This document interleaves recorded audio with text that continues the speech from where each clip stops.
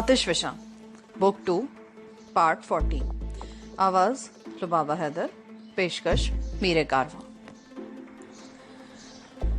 इस खबर से मुझे अंदाजा लगाने में दुश्वारी पेश नहीं आई कि दारा और उसके दोनों साथी रात ही को कंचनपुरी की हुदूद से निकल गए थे। जहां से लाश मिली थी वो जगह कंचनपुरी से तकरीबन 60 मील के फासले पर थी और जाहिर है वो लोग रात में इतना तवील फासला पैदल तय नहीं कर सकते थे, जिसका मतलब था कि उनके पास सवारी का इंतजाम था। उन्होंने या तो पहले ही कोई गाड़ी पहाड़ियों में कहीं छुपा रखी थी या कोई गाड़ी किसी से छीनी गई थी। बहरहाल इस बात की तस्दीक हो गई थी कि दारा और उसके साथी अब कंचनपुरी में नहीं थे। उन्होंने जो रूट इख्तियार किया था उसे देखते ही मुझे ये अंदाजा लगाने में दुश्वारी पेश नहीं आई कि वो लोग बानपोंग से होते हुए रचा बोरी और वहां से तवील चक्कर काटते हुए बैंकॉक की तरफ निकल गए थे और अब तक यकीनन किसी महफूज बनागाह पर पहुंच चुके होंगे। अब हमारे लिए कंचनपुरी में पड़े रहना वाकई बेकार था। मैंने मास्टर हुसैन को कॉल की ताकि उसे सूरत हाल बताकर वापसी का प्रोग्राम बनाया जा सके। मास्टर ने भी दोपहर के अखबारात देख लिए थे। अभी नहीं। मेरी बात सुनने के बाद मास्टर ने कहा, गुज़िश्ता रात ही बैंकॉक में फ्रांसीसी सिफारत खाने को उन वाक़यात की इत्तला मिल गई थी। बाद सिफारतकार सुबह सवेरे ही कंचनपुरी पहुंच गए हैं।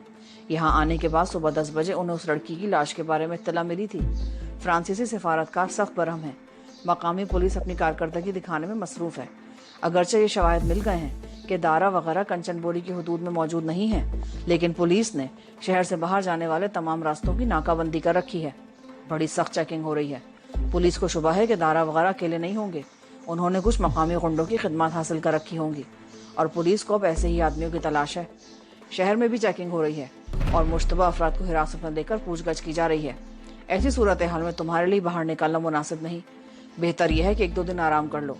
चेकिंग का सिलसिला खत्म होते ही हम यहाँ से निकल जाएंगे। ठीक है मास्टर, अब आराम ही किया जाएगा। ये कहकर मैंने रिसीवर रख दिया और जाहिर है हमारे पास आराम करने के सिवा कोई चारा नहीं था। दोपहर के खाने के बाद लीजा तैयार होकर अपने मसाज पार्लर पर चली गई। 2 दिन से वो भी हमारे साथ मकान में बंद रही थी। दारा और उसके 2-3 साथियों को मालूम हो चुका था कि हमारा लीजा से भी कोई ताल्लुक है। शांग और उसके 2 साथी मारे गए थे।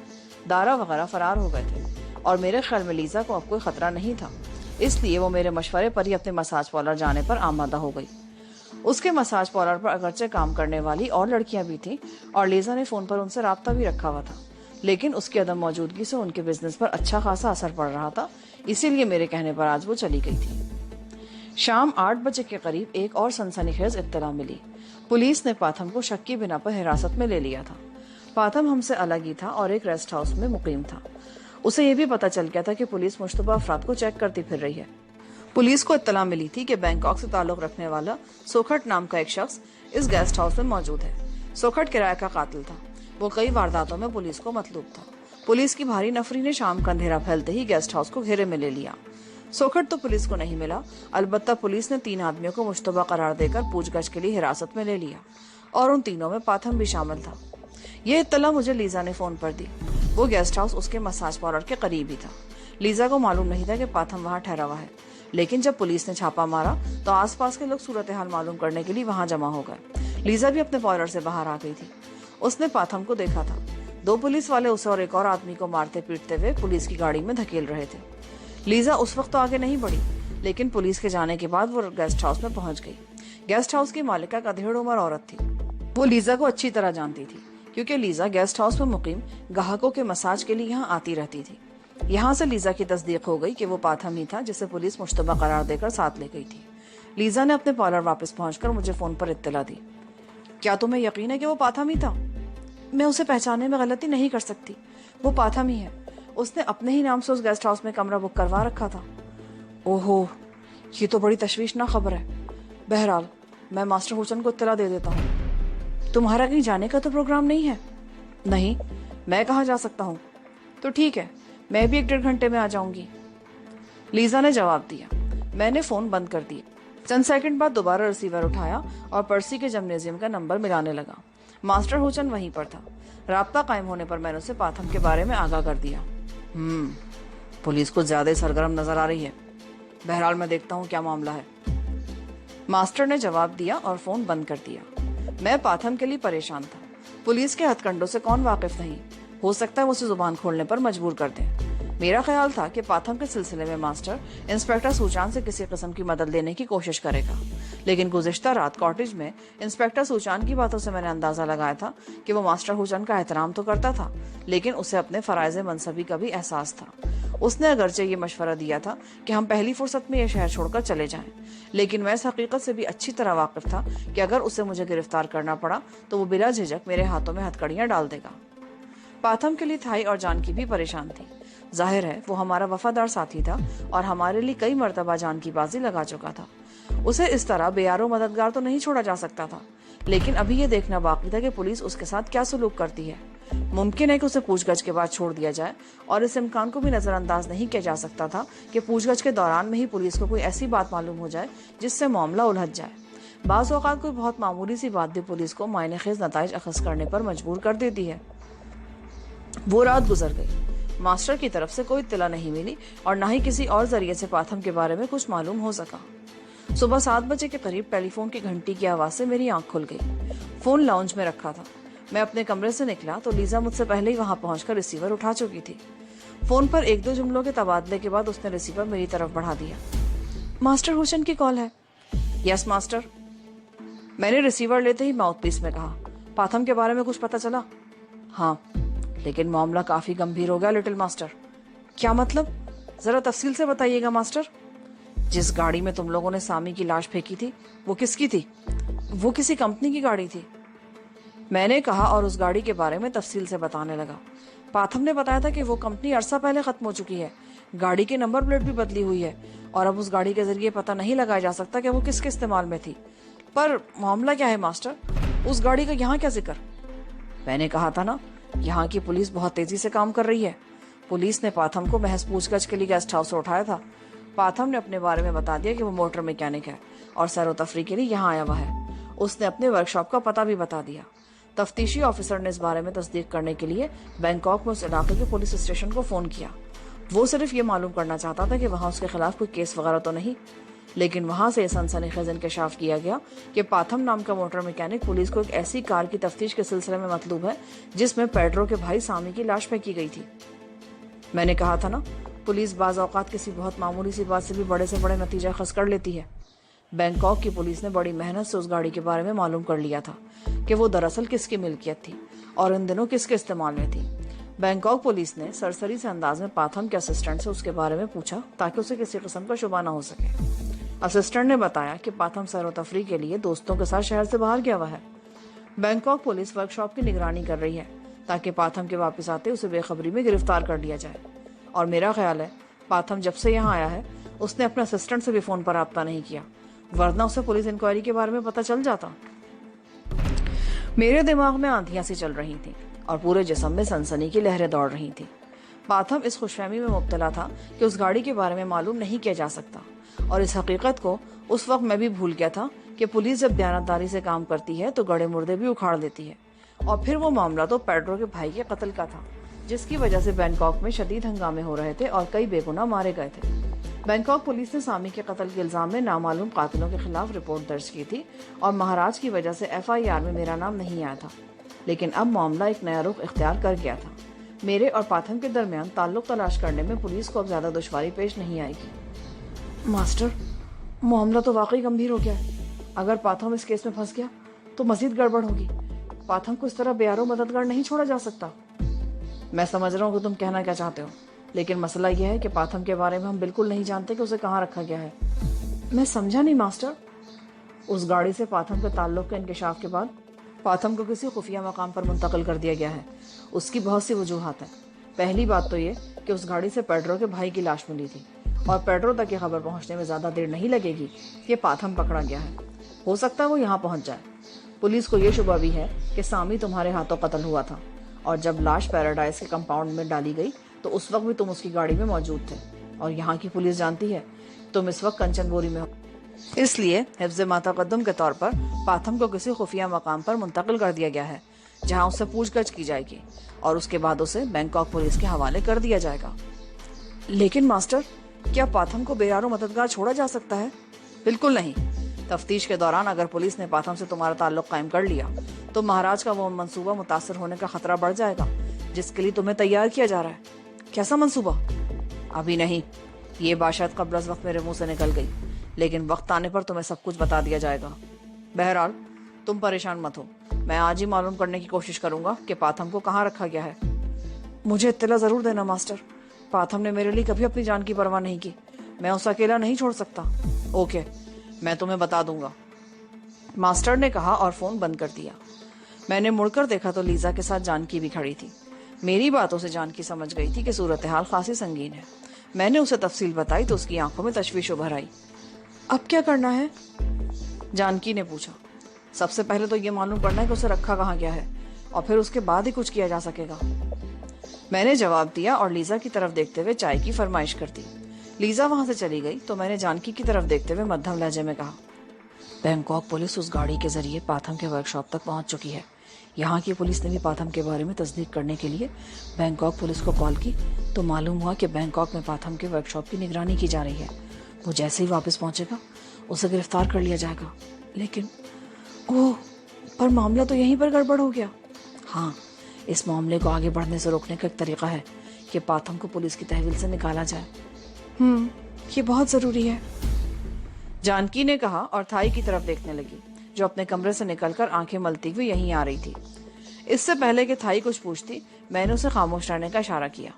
लीजा चाय लेकर आ रही थी। लीजा थाई के लिए भी चाय बना कर ले आई। चाय पीने के दौरान में ही पाथम के बारे में बातें होती रहीं। लीजा अगरचे काबिल एतमाद थी, हमने उस पर मुकम्मल भरोसा किया था और उसने अभी तक हमारे एतमाद को ठेस नहीं पहुंचाई थी, लेकिन मैं उसे सारी बातों से आगाह करना जरूरी नहीं समझता था। शाम 7 बजे के करीब मास्टर होचन खुद पहुंच गया। पाथम का पता चला लिया गया है, उसे सुएथांग पर वाक़ई बंगले में रखा गया है। ये बंगला बज़ाहिर एक रिटायर्ड पुलिस ऑफिसर की रिहाइशगाह है, लेकिन दर हकीकत स्पेशल पुलिस के इस्तेमाल में रहता है। यहाँ ऐसे लोगों से पूछगछ की जाती है जो नहायत संगीन और अहम मामलात में मुलव्वस हों। उसे तुम टॉर्चर सेल भी कह सकते हो। यहाँ इज़ार आसानी के जदीद तरीन आलात मौजूद हैं। ये स्पेशल पुलिस वाले तशद्दुद के ऐसे ऐसे तरीक़ों से वाकिफ़ हैं कि पत्थर भी बोलने पर मजबूर हो जाते हैं। आपको ये बातें पर्सी के शागिर्द से मालूम हुई हैं। उसका एक कज़न स्पेशल पुलिस में है। ये सब कुछ उसी से मालूम किया गया है। और वहाँ हिफाजती इंतजामात? वहाँ पर 4 आदमी हैं। वो चारों मुस्तकिल उस बंगले पर ड्यूटी देते हैं। आज एक 5वां आदमी भी मौजूद होगा जो पाथम से पूछगछ कर रहा है। ये स्पेशल पुलिस के इंटेरोगेशन सेल का एक इंस्पेक्टर है, जिसे नहायत सफाक और जालिम भी समझा जाता है। इसका मतलब है कि पाथम की जान को खतरा हो सकता है। ऐसे लोगों को मारा नहीं जाता। पूछगछ के दौरान में उन पर तशद्दुद तो किया जाता है, पर इस बात का ख्याल रखा जाता है कि उन्हें कोई ज़ाहिरी चोट ना लगे और वो अपनी जुबान भी बंद ना करें। मैंने वो बंगला देख लिया है और मेरा इरादा है कि आज रात ही उस बंगले पर रेड कर दिया जाए। नहीं मास्टर, अब आप इस मामले में मुलव्विस नहीं होंगे। अगर रेड के दौरान में कोई गड़बड़ हो गई तो आप नजरों में आ जाएंगे। इस तरह गड़बड़ हो जाएगी और बात बराह रास्त महाराज पर आएगी। तो फिर क्या कहना चाहते हो तुम? आप वो बंगला मुझे दिखा दे मास्टर, और खुद इस मामले से अलग रहें। अगर आपको मुझ पर भरोसा है तो ये कार्रवाई मुझे करने दें। मैं आपको यकीन दिलाता हूँ कि कोई भी अंदाजा नहीं लगा सकेगा कि इस कार्रवाई के पीछे किसका हाथ है। मास्टर चंद लम्हे तक सोचता रहा, फिर एक झटके से खड़ा हो गया। चलो, अभी चलो मेरे साथ। हम दोनों बाहर आ गए, जहां मास्टर की गाड़ी खड़ी थी और पिछली सीट पर 2 गनमैन बैठे थे। मास्टर ने स्टीयरिंग सीट संभाल ली और मैं उसके साथ पैसेंजर सीट पर बैठ गया। गाड़ी मुख्तलिफ सड़कों पर घूमती हुई शहर के मशरकी नवा में किंग-एम-4 सब डिस्ट्रिक्ट के इलाके में आ गई। ये 100% रहायशी इलाका था, ताहम कहीं कहीं दुकानें मौजूद थी। ऊंची नीची सड़कें काफी कुशादा थी। सड़कों के दोनों तरफ बंगले थे। एक मार्केट के करीब से गुजरते हुए मास्टर ने कार बाएं जानिब एक सड़क पर घुमा ली और तकरीबन 200 गज आगे जाकर उसने कार बाएं तरफ ही एक कुशादा गली में मोड़ दी और उसके साथ ही अंदर की बत्ती भी बुझा दी और कार की रफ्तार कम कर दी। गली के दोनों तरफ कुशादा बंगले थे, लेकिन बंगलों के दरमियान छोटे छोटे टीलों की वजह से बहुत सी जगह छूटी हुई थी। उन सरसब्ज टीलों पर फूलों के पौधे थे और गालिबन उस इलाके को खूबसूरत बनाने के लिए ऐसी जगह दानिस्ता छोड़ी गई थी और उनकी वजह से बंगलों के दरमियान भी फासला हायल हो गया था। अभी 8 ही बजे थे। गली में लोगों की आमदोरफ्त जारी थी। बाज बंगलों के सामने गाड़ियां भी खड़ी थी। मास्टर ने कार की रफ्तार बहुत कम रखी थी। यह है वो बंगला। उसने सर से बाएं तरफ इशारा किया। उस बंगले के दोनों तरफ सरसब्ज टीले थे। बंगले की इमारत मेन गेट से तकरीबन 50 गज पीछे हटकर थी, लेकिन गेट के अंदर की तरफ बिल्कुल साथ एक कमरा भी नजर आ रहा था। वो गालिबन चौकीदार का कमरा था, जिसे दूसरे अल्फाज में गार्ड रूम भी कहा जा सकता था। पिछली तरफ से भी बंगले की दीवार एक ऊंचे टीले से मिली हुई थी। میں اس بنگلے کی طرف دیکھتا رہا اور کار آہستہ آہستہ آگے بڑھتی رہی۔ تقریباً 20 گز آگے جا کر کارنر پر ایک بنگلہ تھا، پھر یہ گلی دوسری گلی سے مل جاتی تھی۔ دونوں گلیوں کے اتصال نے یہاں انگریزی حرف ٹی کی شکل اختیار کر لی تھی۔ ماسٹر نے کار بائیں طرف موڑ دی اور چکر کاٹتے ہوئے ہم اس بنگلے کی پچھلی طرف والی گلی میں نکل آئے۔ اس طرف بھی بنگلوں کی صورتحال اسی طرح تھی۔ درمیان سرسبز ٹیلے تھے اور ان ٹیلوں پر سے ہوتے ہوئے بڑی آسانی سے مطلوبہ بنگلے تک پہنچا جا سکتا تھا۔ ٹیلوں پر پھولوں کے پودوں کے علاوہ ایسے درخت بھی تھے جن کی شاخیں تراش دی گئی تھیں۔ کسی درخت کو چھتری کی شکل دی گئی تھی اور کوئی گیند کی طرح بالکل گول کٹا ہوا تھا، لیکن کسی بھی درخت کی بلندی 5-6 فٹ سے زیادہ نہیں تھی۔ ہم ایک طویل چکر کاٹتے ہوئے لیزا کے بنگلے پر واپس آ گئے۔ اب کیا پلان ہے؟ تمہارے ذہن میں کوئی منصوبہ ہے؟ ماسٹر نے پوچھا۔ اس علاقے کو دیکھ کر تو اندازہ ہوتا ہے کہ وہاں دولت مندوں کی رہائش ہے اور رات کو وہاں جلدی سناٹا چھا جاتا ہوگا۔ مجھے جو کچھ بھی کرنا ہے رات 12 اور 1 کے درمیان کروں گا، میں نے کہا، اور اس بنگلے کی لوکیشن دیکھ کر جو میں نے منصوبہ بنایا تھا اس کے بارے میں ماسٹر کو آگاہ کرنے لگا۔ کیا یہ خطرناک نہیں ہوگا؟ وہاں کم از کم 5 آدمی ہوں گے اور تم صرف 2۔ میرا مطلب ہے صرف تم اور پرساد۔ خطرے کو نظر انداز تو نہیں کیا جا سکتا، لیکن زیادہ آدمیوں کو ساتھ لے جانے سے گڑبڑ ہو سکتی ہے۔ ویسے میں نے جو منصوبہ بنایا ہے اس میں ناکامی کا اندیشہ صرف 1% ہی ہے۔ Okay, wish you good luck, اپنا خیال رکھنا، ماسٹر نے کہا، اور کچھ ہی دیر بعد وہ رخصت ہو گیا۔ اس رات ہم نے کھانا جلدی کھا لیا۔ میں نے لیزا کی کار کی لائسنس پلیٹس اتار دی اور پھر ہم ہال میں بیٹھ کر منصوبے کی جزیات طے کرنے لگے۔ تھائی اور جانکی کو اس منصوبے میں اہم کردار ادا کرنا تھا۔ انہیں میں نے ساری سچویشن سمجھا دی اور اس حوالے سے انہیں مختلف ہدایات دینے لگا۔ تھائی وانگ اور جانکی دیوی کو دیکھ کر میں یہ سوچے بغیر نہ رہ سکا کہ یہ بجلیاں جس آشیانے پر گریں گی اسے چشم زدن میں جلا کر راکھ کر دیں گی۔ ان کے حسین ہونے میں کوئی شبہ نہیں تھا، لیکن اس وقت تو وہ دونوں واقعی قیامت ڈھا رہی تھیں۔ انہوں نے اپنے آپ کو قیامت بنانے میں تمام پر صلاحیتیں صرف کر دی تھیں۔ ہم برآمدے میں پہنچے تو ڈیوٹی دینے والے دونوں گن مین بھی انہیں دیکھ کر پل کے جھپکنا بھول گئے۔ دونوں کار کی پچھلی سیٹ پر بیٹھ گئیں۔ میں پیسنجر سیٹ پر بیٹھا اور پرساد نے ڈرائیونگ سیٹ سنبھال لی۔ کار مختلف سڑکوں پر دوڑنے لگی۔ میں پرساد کو راستہ بتاتا رہا۔ ماسٹر کے ساتھ جاتے ہوئے میں نے ان راستوں میں سے ایک موڑ ذہن نشین کر لیا تھا، اس لیے مجھے راستے کی نشاندہی کرنے میں کوئی دشواری پیش نہیں آ رہی تھی۔ میں نے کار بنگلوں والی سڑکوں کے ٹی والے موڑ پر رکوا لی اور ہاتھ کے اشارے سے تھائی اور جانکی کو اس بنگلے کے بارے میں بتانے لگا۔ اس کے ساتھ ہی میں نے ایک بار پھر وہ ہدایات دہرا دی جن کے مطابق انہیں کام کرنا تھا۔ ان دونوں کو وہاں اتار کر ہم کار آگے لے گئے اور پچھلی سڑک پر جا کر کار سڑک کے کنارے روک دی اور ہم دونوں نیچے اتر آئے۔ ہم چند لمحے وہاں کھڑے ادھر ادھر دیکھتے رہے، پھر ٹیلے پر چڑھ کر اس بنگلے کی پشت کی طرف بڑھنے لگے جو ہمارا ہدف تھا۔ آدھی رات کے وقت اس علاقے میں سناٹا تھا اور ہمارے دیکھ لیے جانے کی توقع نہیں تھی، لیکن ہم احتیاط کا دامن ہاتھ سے نہیں چھوڑنا چاہتے تھے۔ ٹیلے پر کٹی اور ترشی ہوئی شاخوں والے درختوں کی آڑ لے کر ہم آگے بڑھتے رہے۔ پرساد نے پستول نکال لیا تھا۔ میرے پاس بھی اگرچہ پستول موجود تھا، لیکن اس وقت میں نے خنجر کو ترجیح دی تھی۔ ہم محتاط انداز میں چلتے ہوئے بنگلے کی عقبی دیوار کے قریب رک گئے۔ میں نے ذرا سا اوپر ہو کر دیوار کے دوسری طرف دیکھا۔ بنگلے کے کسی عقبی کمرے کی ایک کھڑکی میں روشنی نظر آ رہی تھی۔ بنگلے کے سامنے کے رخ پر بھی کوئی بلب جل رہا تھا، جس کی مدھم سی روشنی دائیں طرف پام کے درختوں تک بھی پہنچ رہی تھی۔ میں نے جانکی اور تھائی کو 15 منٹ کا وقت دیا تھا۔ ان کا سگنل ملنے کے بعد ہی ہم اگلا قدم اٹھاتے۔ وقت دھیرے دھیرے گزرتا رہا۔ ایک ایک لمحہ صدیوں پر بھاری محسوس ہو رہا تھا۔ یہ بھی اندیشہ اپنی جگہ پر موجود بہرحال تھا کہ اگر ان لوگوں کو جانکی اور تھائی پر کسی قسم کا شبہ ہو گیا تو لینے کے دینے پڑ جائیں گے۔ 15 منٹ گزر گئے۔ تھائی یا جانکی کی طرف سے کوئی سگنل نہیں ملا۔ اب ہر گزرنے والے لمحے کے ساتھ میری بے چینی بھی بڑھ رہی تھی۔ 5 منٹ اور گزر گئے۔ میرے خیال میں مزید انتظار کرنا خطرناک ثابت ہو سکتا تھا۔ میں نے پرساد کو اشارہ کیا اور بڑی آہستگی سے دیوار پر چڑھ کر دوسری طرف کود گیا۔ نیچے کچی زمین تھی۔ میرے کودنے سے ہلکی سی آواز پیدا ہوئی تھی اور یہ آواز اندر والوں کو شبہات میں مبتلا کر سکتی تھی۔ میں نے لمحے بھر کا توقف کیا، پھر پام کے درختوں کی آڑ دیتا ہوا تیزی سے آگے بڑھنے لگا اور بالآخر ایک درخت کے پیچھے رک گیا۔ اسی لمحے دھپ کی ہلکی سی آواز سنائی دی۔ پرساد بھی دیوار سے کود چکا تھا۔ میں ایک بار پھر آگے بڑھنے لگا اور پھر درختوں کی آڑ سے نکل کر عمارت کی دیوار کے قریب پہنچ گیا۔ اس طرف پہلو کے کمروں کی کھڑکیاں تھیں، مگر ہر کھڑکی تاریک تھی۔ میں دیوار کے ساتھ چپک کر آہستہ آہستہ سرکنے لگا اور سرے پر رک کر دوسری طرف جھانکنے لگا۔ گیٹ اور اس کے ساتھ واقع گارڈ روم یہاں سے صاف نظر آ رہا تھا۔ گارڈ روم میں بتی جل رہی تھی۔ دروازہ کھلا تھا پر کمرہ خالی تھا۔ کسی کی موجودگی کے آثار دکھائی نہیں دے رہے تھے۔ میری پریشانی اب بڑھ گئی تھی۔ تقریباً 25 منٹ ہو گئے تھے۔ میں موڑ گھوم کر آگے بڑھ گیا۔ दाएं तरफ तकरीबन 10 गज के फासले पर बहुत बड़ा बरामदा था। वहां 2 बड़े बड़े सुतून थे जिन्होंने बरामदे की छत को सहारा दे रखा था। मैं आहिस्ता आहिस्ता बरामदे की जाने बढ़ने लगा। बरामदे का फर्श तकरीबन 2 फुट ऊंचा था। किनारे पर गमले रखे हुए थे और सुतूनों पर भी बेलें लिपटी हुई थी। मैं बरामदे पर चढ़कर सुतून की आड़ में खड़ा हो गया और बंद दरवाजे की तरफ देखने लगा। उसके साथ ही एक खिड़की भी थी। अंदर अगरचे रोशनी थी, मगर खिड़की में लगे हुए टिंटेड ग्लास की वजह से अंदर कुछ दिखाई नहीं दे रहा था। गार्ड रूम के अंदर और कंपाउंड में किसी की मौजूदगी के आसार दिखाई नहीं दे रहे थे, जिसका मतलब था कि जानकी वगैरह भी अंदर थी या उन्हें अंदर ले जाया जा चुका था और उन्हें सिग्नल देने का मौका नहीं मिल सका था। मैं आगे बढ़ने का इरादा कर ही रहा था कि एक गमला मेरे पैर से टकराकर नीचे गिर के टूट गया। गमला टूटने की आवाज सन्नाटे में दूर तक फैल गई। मैं सुतून के साथ चिपक कर खड़ा हो गया और मेरी तवक्को के मुताबिक चंद सेकंड्स बाद बरामदे वाला दरवाजा खुला और एक आदमी बाहर निकलकर इधर उधर देखने लगा। दरवाजा खुलने से बरामदे में भी कुछ रोशनी फैल गई थी।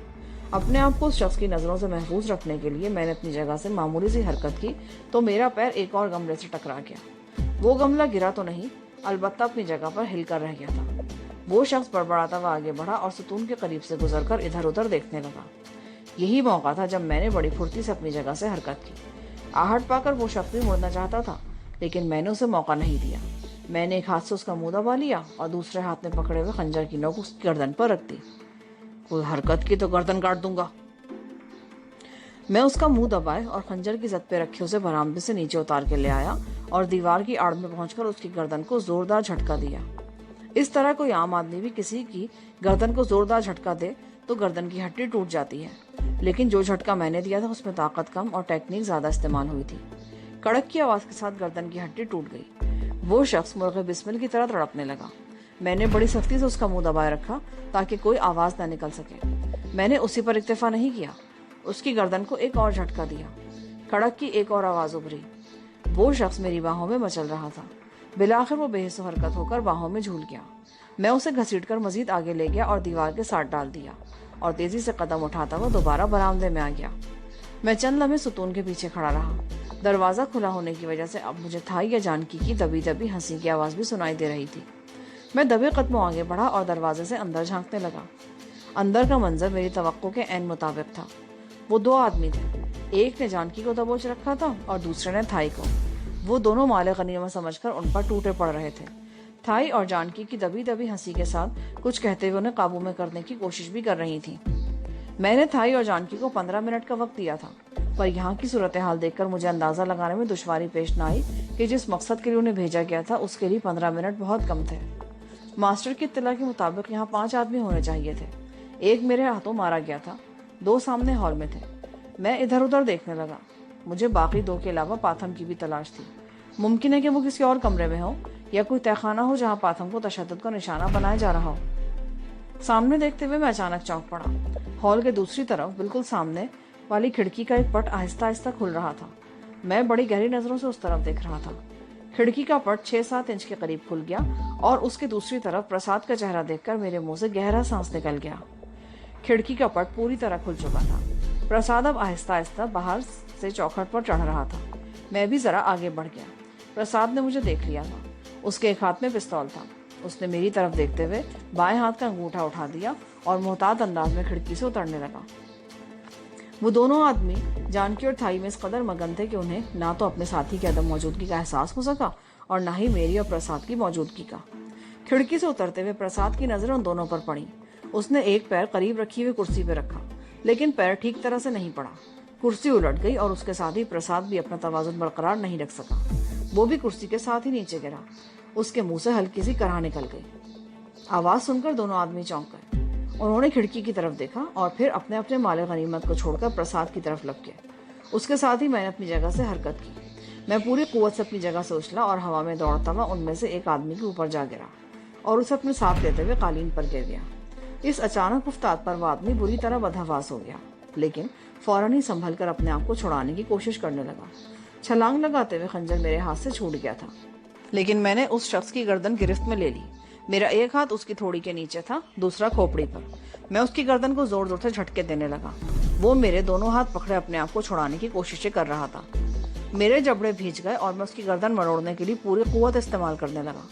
इस खेल का एक ही उसूल होता है, हरीफ की जान ले लो या अपनी जान दे दो। درمیان کا کوئی راستہ نہیں ہوتا۔ میں اپنی جان گنوانا نہیں چاہتا تھا اور حریف کو بے جان کرنے کی کوشش کر رہا تھا۔ بلاخر اپنے اس مقصد میں کامیاب ہو گیا۔ ایک زوردار جھٹکا لگا، کڑک کی آواز ابھری اور گردن کی ہڈی ٹوٹ گئی۔ اس وقت مجھ پر جنون سا طاری ہو رہا تھا۔ میں نے اسے 1-2 جھٹکے اور دیے اور تڑپتا چھوڑ کر اٹھ گیا اور پھر لپک کر اپنا خنجر اٹھا لیا۔ پرساد دوسرے آدمی کے نیچے دبا ہوا تھا۔ میں اس کی طرف بڑھا اور پھر فائر کی آواز سن کر رک گیا۔ پرساد کے پستول کی گولی نے اس آدمی کے سینے میں سوراخ کر دیا تھا۔ پرساد اسے ایک طرف دھکیل کر اٹھ گیا۔ خون کے کچھ چھینٹے اس کی شرٹ پر بھی پڑے تھے۔ جانکی اور تھائی اٹھ کر لباس درست کر رہی تھی۔ میں ایک بار پھر ادھر ادھر دیکھتے ہوئے پاتھم اور دوسرے 2 محافظوں کے بارے میں سوچ رہا تھا۔ جانکی شاید میری نگاہوں کا مطلب سمجھ گئی تھی۔ وہ راہداری کی طرف اشارہ کرتے ہوئے چیخی، ادھر، اس طرف ایک کمرے میں تہخانے کا راستہ ہے، پاتھم وہی ہے۔ میں خنجر ہاتھ میں لیے راہداری کی طرف لپکا۔ ٹھیک اسی وقت ایک آدمی ایک کمرے کے دروازے سے باہر نکلا۔ اس کے ہاتھ میں پستول تھا۔ ان لوگوں نے شاید فائر کی آواز سن لی تھی اور وہ شخص غالباً صورتحال معلوم کرنے کے لیے باہر آیا تھا۔ مجھے دیکھ کر اس نے صورتحال کا اندازہ لگانے میں دیر نہیں لگائی۔ اس نے ایک لمحہ ضائع کیے بغیر فائر کر دیا۔ میں اسی وقت نیچے جھک گیا تھا، مگر ایک لمحے کی بھی تاخیر ہو جاتی تو اس کی چلائی ہوئی گولی میری زندگی کا خاتمہ کر سکتی تھی۔ اس شخص نے میرے پیچھے آتے پرساد کو دیکھ لیا تھا۔ اسے دوسری گولی چلانے کا موقع نہ مل سکا۔ وہ تیزی سے مڑ کر کمرے میں گھس گیا۔ میں نے بھی اس کے پیچھے چھلانگ لگا دی۔ جب میں نے دروازے میں قدم رکھا تو وہ شخص کمرے کے آخری سرے پر تہخانے کی سیڑھیاں اتر رہا تھا۔ اس نے پیچھے مڑ کر پستول والا ہاتھ اوپر کیا، لیکن اسے ٹریگر دبانے کا موقع نہیں مل سکا۔ خنجر میرے ہاتھ سے نکل کر پرندے کی طرح ہوا میں تیرتا ہوا اس شخص کے حلق میں ترازو ہو گیا۔ اس کے منہ سے نکلنے والی چیخ بڑی خوفناک تھی۔ وہ سیڑھیوں پر گرا اور نیچے لڑکتا چلا گیا۔ میں نے پھرتی سے اپنی جیب سے پستول نکال لیا۔ اسی دوران میں پرساد بھی کمرے میں داخل ہو چکا تھا۔ وہ بھاگتا ہوا مجھ سے پہلے تہخانے کی سیڑھیاں اترتا چلا گیا۔ میں نے بھی اس کے پیچھے دوڑ لگا دی۔ یہ بہت بڑا تہخانہ تھا، جسے جدید ترین عقوبت خانہ کہا جا سکتا تھا۔ دیواروں پر ایسے آلات ٹنگے ہوئے تھے جو اذیت دینے کے لیے استعمال ہوتے تھے۔ الماریوں میں بھی اظہار آسانی کے جدید ترین آلات سجے ہوئے تھے۔ 2 دیواروں میں آہنی ہک لگے ہوئے تھے، جن کے ساتھ آہنی زنجیریں بھی منسلک تھیں۔ چھت پر بھی کئی جگہوں پر اس قسم کے ہک لگے نظر آ رہے تھے۔ پاتھم ایک کرسی پر بیٹھا ہوا تھا۔ اس کے ہاتھ کرسی کے ہتھوں پر اور پیر کرسی کے پایوں سے چرمی بیلٹوں کی مدد سے بندھے ہوئے تھے۔ اس کے سر پر چمڑے کی ایک عجیب سی ٹوپی رکھی تھی، جس سے اس کی کن پٹیاں اور کان بھی ڈھکے ہوئے تھے۔ اس ٹوپی کے پچھلے حصے میں بجلی کے 2 تار تھے جو کرسی کے ایک حصے سے جڑے ہوئے تھے۔ کرسی کے پچھلی طرف سے نکلنے والا ایک تار دیوار کے پلگ میں لگا ہوا تھا۔ پاتھم کا سر ایک طرف کو ڈھلکا ہوا تھا۔ کرسی کے قریبی ایک دراز قامت بھاری بھرکم آدمی کھڑا تھا۔ اس کا ایک ہاتھ دیوار کے سوئچ پر تھا۔ وہ اسپیشل پولیس کا وہ انسپیکٹر تھا جسے پاتھم سے پوچھ گچھ کے لیے مقرر کیا گیا تھا۔ مجھے سمجھنے میں دیر نہ لگی کہ پاتھم کو بجلی کے جھٹکے دے دے کر تشدد کا نشانہ بنایا جا رہا ہے۔ ہمیں دیکھتے ہی انسپیکٹر نے دیوار پر لگا سوئچ آن کر دیا اور قریب ہی میز پر رکھے ہوئے ریوالور کی طرف بڑھا۔ کمرہ پاتھم کی چیخوں سے گونج رہا تھا۔ اس کی چیخیں بڑی خوفناک تھیں۔ میرا دل دہل گیا۔ اس کے جسم کو جھٹکے لگ رہے تھے۔ میں نے اور پرساد نے بیک وقت ہی اپنی اپنی جگہ سے چھلانگ لگائی تھی۔ پرساد تو انسپیکٹر کے اوپر جا گرا اور میں نے کرسی کے پیچھے پہنچ کر نہ صرف سوئچ آف کر دیا بلکہ پلگ بھی نکال دیا۔ پاتھم کے جسم کو جھٹکے لگنا بند ہو گئے۔ چیخیں بھی آہستہ آہستہ ختم ہو گئیں۔ اس کا سر ایک بار پھر اپنے سینے پر جھک گیا۔ میں نے اس کے سر پر سے وہ عجیب و غریب چرمی ٹوپی اتار دی۔ اس کے اندر آہنی پلیٹیں لگی ہوئی تھیں۔ میں وہ ٹوپی ایک طرف پھینک کر اس کے ہاتھ پیر کھولنے لگا۔ پاتھم، پاتھم، ہوش میں آؤ، میری آواز سن رہے ہو؟ پاتھم نے سر اٹھا کر بمشکل آنکھیں کھولی، لیکن دوسرے ہی لمحے اس کا سر پھر جھک گیا۔ میں اسے سنبھالنے اور ہوش میں لانے کی کوشش کرنے لگا۔ پرساد انسپیکٹر سے نمٹنے میں مصروف تھا۔ وہ انسپیکٹر کسی پہلوان کی طرح خاصا طاقتور تھا۔ اس کے برعکس پرساد دبلا پتلا لیکن اس سے زیادہ پھرتیلا تھا۔ پرساد نے میرے ساتھ رہتے ہوئے لڑائی کے داؤ پیچ سیکھ لیے تھے اور وہ اپنے حریف کے خلاف کے داؤ پیچ بہت خوبی سے استعمال کر رہا تھا، لیکن میں سمجھ گیا کہ وہ انسپیکٹر اس کے قابو میں نہیں آئے گا۔ میں نے پاتھم کو کرسی سے اٹھا کر ایک میز پر لٹا دیا اور انسپیکٹر کی تواضع کرنے میں پرساد کی مدد کرنے لگا۔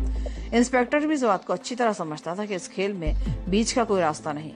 وہ مار دو یا مر جاؤ کے اصول کو سمجھتا تھا، لیکن اس کی پوزیشن بڑی آکورڈ تھی۔ چند منٹ بعد ہی وہ ہماری گرفت میں آ چکا تھا۔ ہم نے انسپیکٹر کو اس کرسی پر بٹھا کر اس کے ہاتھ پاؤں چرمی فیتوں سے باندھ دیے۔ اس نے مزاحمت تو بہت کی پر کامیاب نہیں ہو سکا۔ میں نے اس کے سر پر آہنی پلیٹوں والی چرمی ٹوپی بھی پہنا دی اور کرسی سے منسلک تار کا پلگ دیوار کے ساکٹ میں لگا دیا۔ انسپیکٹر کے چہرے پر بے پناہ خوف ابھر آیا تھا۔ تم نے تشدد کا یہ برقی حربہ بہت سے لوگوں پر آزمایا ہوگا۔ اس سے لوگ زبان تو کھول دیتے ہیں، لیکن تمہیں یہ نہیں پتا ہوگا کہ انسانی جسم پر برقی جھٹکوں کے کیا اثرات مرتب ہوتے ہیں۔ آج تمہیں یہ پتہ بھی چل جائے گا کہ لوگ اس طرح زبان کھولنے پر مجبور کیوں ہو جاتے ہیں۔ میں نے سوئچ آن کر دیا۔ کمرہ انسپیکٹر کی خوفناک چیخوں سے گونج اٹھا۔ میں نے سوئچ آف کر دیا۔ انسپیکٹر کے چہرے پر بے پناہ کرب کے تاثرات ابھر آئے تھے۔ یہاں پر پارٹ 13 کا اختتام ہوتا ہے۔ آگے کہانی سننے کے لیے پارٹ 14 سماعت فرمائیں۔